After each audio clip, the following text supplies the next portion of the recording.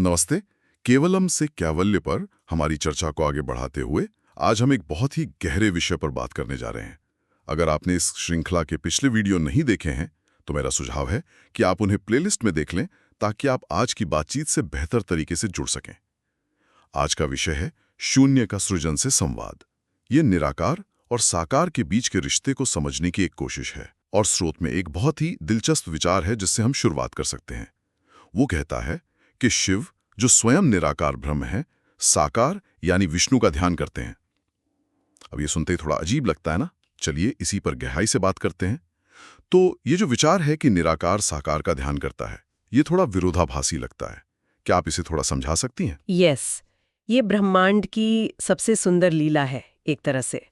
जब हम कहते हैं कि शिव मतलब निराकार चेतना विष्णु का यानी साकार रूप का ध्यान करते हैं, तो इसका असल में मतलब है कि शुद्ध चेतना अपनी ही रचना में आनंद ले रही है। अपनी ही रचना में? हाँ, देखिए, निराकार तो स्थिर है, शांत है, लेकिन उस स्थिरता को अनुभव करने के लिए, उसे चखने के लिए एक अभिव्यक्ति चाहिए। वो अभिव्यक्ति है साकार।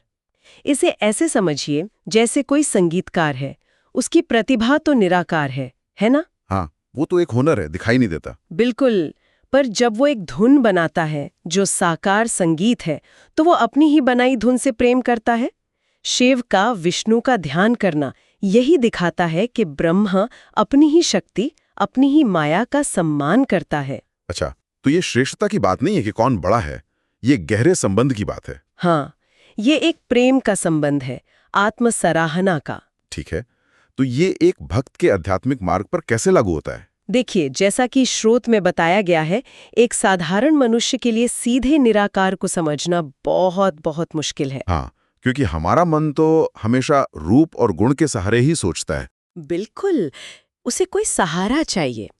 यहीं पर सगुण भक्ति एक द्वार की तरह काम करती है। हम विष्णु, राम या कृष्ण के गुणों से जुड़ते हैं, जैसे उनका प्रेम, करुणा, न्याय, और वहां से अपनी यात्रा शुरू करते हैं। यहाँ बात और भी दिलचस्प हो जाती है। स्रोत कहता है कि भक्ति करते करते एक समय ऐसा आता है जब भक्त और भगवान का अंतर ही मिट जाता है। ये कैसे होता है? मतलब अगर मैं भक्ति कर रहा हूं तो मैं और भगवान, हम दो तो हुए ना? बहुत अच्छा सवाल है। यही तो सारा रहस्य है।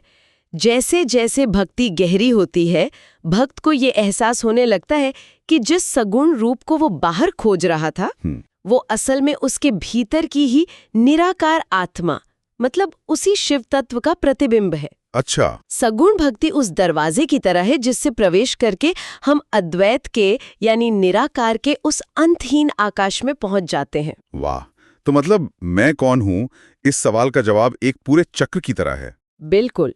स्रोत इसे 3 चरणों में बहुत खूबसूरती से समझाता है। शुरुआत होती है, मैं एक भक्त हूँ। यहाँ साकार से जुड़ाव है, द्वैत है, मैं और मेरे भगवान। सही।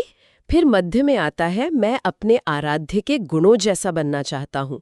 वो उनके दिखाए मार्ग पर चलता है। और अंत में वो अवस्था आती है जब उसे बोध होता है, मैं वही सत्य हूँ जिसका मैं ध्यान कर रहा था। शिवोहम, मैं शिव हूँ। हाँ, शिवोहम। तो ये आज के समय के एक बहुत बड़े भ्रम को भी दूर करता है कि मूर्ति पूजा करें या निराकार को माने। स्रोत के अनुसार ये दोनों एक ही सिक्के के 2 पहलू हैं। निराकार यानी शिव होकर भी साकार का सम्मान करना विनम्रता है, और सगुण की भक्ति करते हुए निराकार को पा लेना परम ज्ञान है। ये एक दूसरे के विरोधी हैं ही नहीं, ये पूरक है। तो अंततः सब एक ही है। हाँ, वही विष्णु है, वही शिव, वही कृष्ण और वही आप और मैं हूँ। सब कुछ ब्रह्म है, सर्वम खल्विदम ब्रह्म। स्रोत में एक बहुत सुंदर भजन की पंक्ति है, अच्युतम केशवम कृष्ण दामोदरम। इसमें अच्युत शब्द पर जोर दिया गया है। इसका क्या अर्थ है? अच्युत का शाब्दिक अर्थ है जो कभी अपने स्वरूप से न गिरे, अविनाशी। जो न गिरे। हाँ, इसका गहरा अर्थ है हमारे भीतर की वो साक्षी चेतना जो कभी नहीं बदलती। हमारा शरीर, हमारा मन, ये सब बदलते रहते हैं। हम सुख दुख में गिरते रहते हैं। अच्छा, इस गिरने को च्युत होना कहते हैं। बिल्कुल, हम सब च्युत अवस्था में जीते हैं, लेकिन वो साक्षी, वो आत्मा, वो हमेशा अच्युत रहती है। जब कोई साधक अपनी उस अविनाशी आत्मा को पहचान लेता है तो वो उस केंद्र पर स्थित हो जाता है जहां से कोई पतन नहीं होता। इसी को अच्युत अवस्था या मोक्ष कहते हैं। हाँ, यही मोक्ष है। श्रोत में उपनिषद का एक महावाक्य भी है, ब्रह्मविद ब्रह्मैव भवति। मतलब जो ब्रह्म को जान लेता है वो ब्रह्म ही हो जाता है। इसका यही अर्थ है कि जब आप और कृष्ण के बीच अहंकार का पर्दा गिर जाता है तो कोई भेद नहीं बचता। जैसे पानी की बूंद समुद्र में मिल जाती है। बिल्कुल, वो बूंद नहीं रहती, समुद्र ही हो जाती है। मोक्ष कहीं जाने का नाम नहीं है, बस अपने अच्युत अवस्था को पहचानकर उसमें हमेशा के लिए स्थित हो जाना है। इस पूरी अवधारणा को समझने के लिए स्तोत्र में मीरा का एक बहुत शक्तिशाली उदाहरण दिया गया है। जब मीरा नाचती थी तो सवाल ये है कि क्या वे पूजा कर रही थी? नहीं, उस क्षण में मीरा का अस्तित्व ही मिट चुका था। करने वाला नहीं था। कोई करता नहीं था। वहां केवल नाच था जो स्वयं पूजा थी, और कृष्ण बचे थे। और कृष्ण सिर्फ मूर्ति के रूप में नहीं थे, कृष्ण ही मीरा के रूप में भी थे। हाँ, कृष्ण ही मीरा के रूप में नाच रहे थे। ये सगुण भक्ति को निराकार भाव से जीने का सबसे उत्तम उदाहरण है। ये दिखाता है कि रूप और भाव में कोई अंतर नहीं है। यही केवलम से कैवल्य की यात्रा है। तो आज के इस चर्चा का सार ये है कि साकार से निराकार तक की यात्रा साकार को छोड़ने की नहीं, बल्कि उसे पूरी तरह से जीने की यात्रा है। हाँ, इतने गहरे से जीने की कि भेद ही मिट जाए।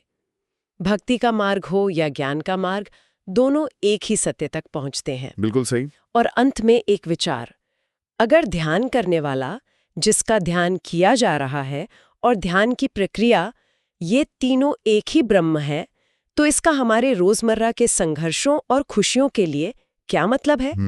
अगर हर अनुभव उसी एक चेतना की अभिव्यक्ति है, तो क्या इससे अकेलेपन या टकराव को देखने का हमारा नजरिया बदल सकता है? शायद तब हर अनुभव ही एक संवाद लगने लगे। शायद हर टकराव भी उसी शून्य का सृजन से संवाद का ही एक हिस्सा नजर आने लगे।